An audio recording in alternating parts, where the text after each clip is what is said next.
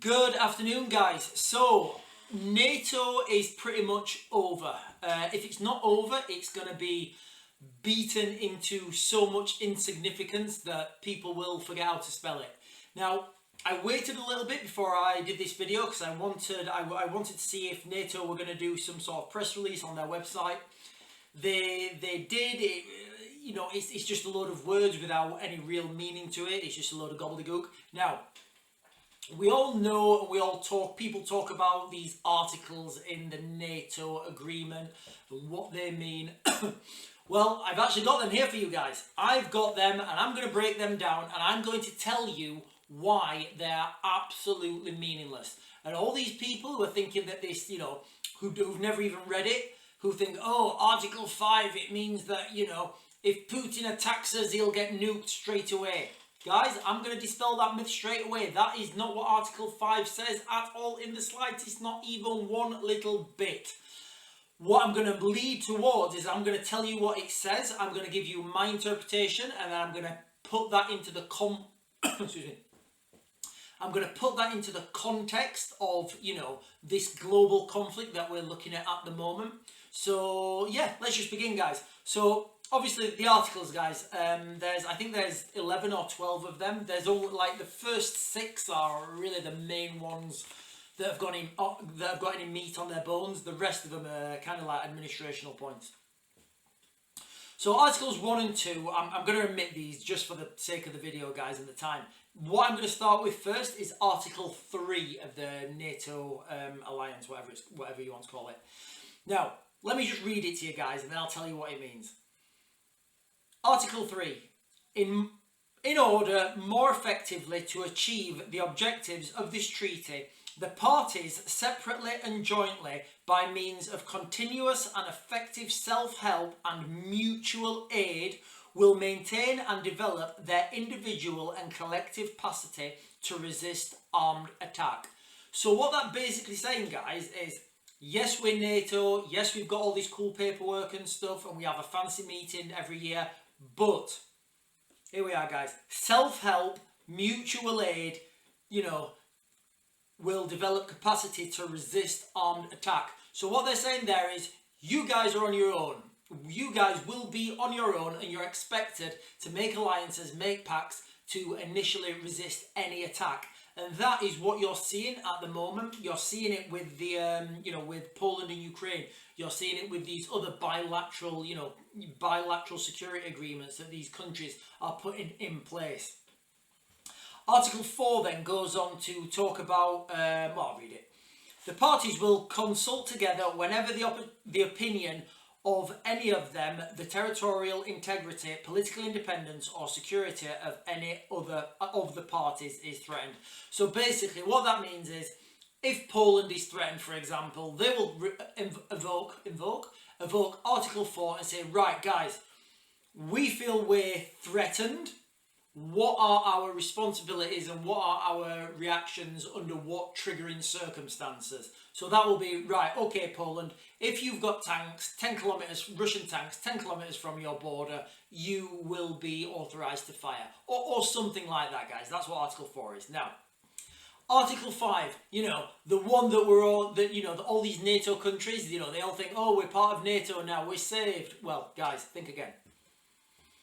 Article 5. The parties agree that an armed attack against one or more of them in Europe or North America shall be considered an attack against them all, and consequently they agree that if such an armed attack occurs, each of them, in exercise of the right of the individual or collective self-defence recognised by Article 51 of the Charter of the United Nations,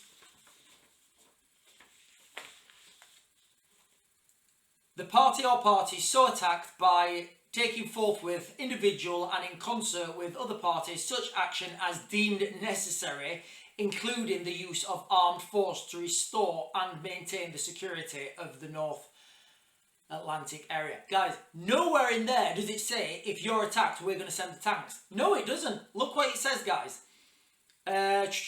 Individual and in concert with other parties, such action is deemed necessary, including the use of armed forces.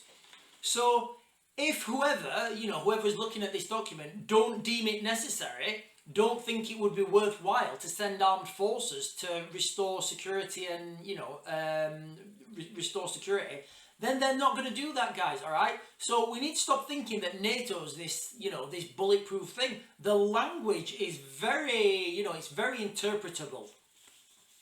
Now, previously we mentioned on the Article 5, we mentioned, where is it, guys? Article 51 of the Charter of the United Nations. So I looked that up as well, guys, and I did it for you. So let me just read you a couple of paragraphs of this, and I'll put all the links to these in the description. Article 51. Nothing in the present Charter shall impair the inherent right of individual or collective self-defence if armed attack occurs against a member of the United Nations. So guys, so straight away there's so many caveats in these, in these articles, and they're, and the caveats that I'm seeing, the main ones are individual or collective self-defence. So NATO is going to expect is going to expect people to defend themselves, and that's why we're seeing all these security packs, because once these, for example, Poland, Lithuania, Latvia, Estonia, maybe Finland, and they're talking about this Eastern Shield. If those countries have their own security agreements, their own security packs, then they don't need to they don't need to invoke any Article 5, any Article 5 incident, because it's already covered in Article 3. Guys, I know this is a little bit nerdy and a little bit, a little bit nerdy and a little bit technical, but these are the technical issues that will be relevant when these tanks start going, because all these countries will be looking at these things, and and they're understanding that this Article 5 thing, it does not defend you. For example, if a border town in Finland, if one of the border towns in Finland becomes under Russian occupation, are we going to start sending nuclear missiles over? No, because it says it right there. I'll tell you what it says again. Parties will take such action as deemed necessary to restore security. So guys, what are they going to do? Are they going to send tanks and bombs over there for a little island? No, because that's not going to be deemed necessary. You've got to look at these articles, guys, and what they actually say. They're not this like, people think that these NATO agreements and these, alliances are this big, strong, guys, it's a house made on cards. I did a video earlier saying, NATO's over. I'm doubling down on that, guys, now. I'm saying if it's not over, it's going to be beaten into, irrelevancy. And it's not going to matter because, all countries are going to have their own pacts and agreements. Take it, for example, the countries I've just mentioned, Poland, Lithuania, Latvia, we'll throw Finland in there as well. Those countries share a border with Russia. They are under a lot bigger threat than we are in the United Kingdom. So we can't be looking at these NATO, we can't be looking at these NATO agreements and these NATO articles with the same eyes as other people who share a border, because the threat is not as relevant to us, and that's the reality, guys. And it says take measures necessary. Who's going to dictate what these measures are? Who decides what is necessary? It could come to a stage where NATO could say, look, guys, we don't deem these measures necessary because there's no peace there at the moment. Any further escalations would cause further escalations, so we're just going to let it slide. Guys, I really do think that NATO is obsolete now. I don't see a future for guys, I just don't see a future for NATO. What I do see a future for is the smaller bilateral, this Eastern Shield, that Poland and the Baltic states are creating. This is going to be the way forward, and this is going to be the mechanism this is going to be the organisation that's going to take on the Russians, in the near future. Why is this happening? Well, it's happening because America doesn't want to commit itself with NATO. America needs to wait because they can see the writing on the wall America needs to wait for, you know, there's the Chinese threat, there's the Iranian threat, there's the Middle East, there's all this stuff still going on with, you know, with the Houthis. So under no circumstances are America going to break their spear in, you know, in Eastern Europe, guys. It's just not going to happen. What you're seeing now is the D2 thing, or, you know, the D2 thing of NATO. I've got another thing here, guys, okay? So this is further from Article 51. So we've just mentioned that, you know, from Article 51 of the United Nations, Article 51 of the Charter of the United Nations, you know, we've just read that, you know, individual nations should be, you know, should individually or collectively defend themselves until the Security Council has taken measures necessary to maintain international peace and security. Guys, nowhere does it say, and give you your land back. It doesn't. It does not say that. Guys, if I'm wrong, tell me I'm wrong. Somebody put in the comments that I'm wrong and where it actually says, we will get you your land back. I'll read it again. So Article 51 of the United Nations Charter of, where is it, guys? I just said it. Article 51 of the Charter of the United Nations. So this is what they're all talking about when they talk about Article 5. So basically it's saying that member states will have to defend themselves either individually or collectively until the Security Council has taken measures necessary to maintain international peace and security.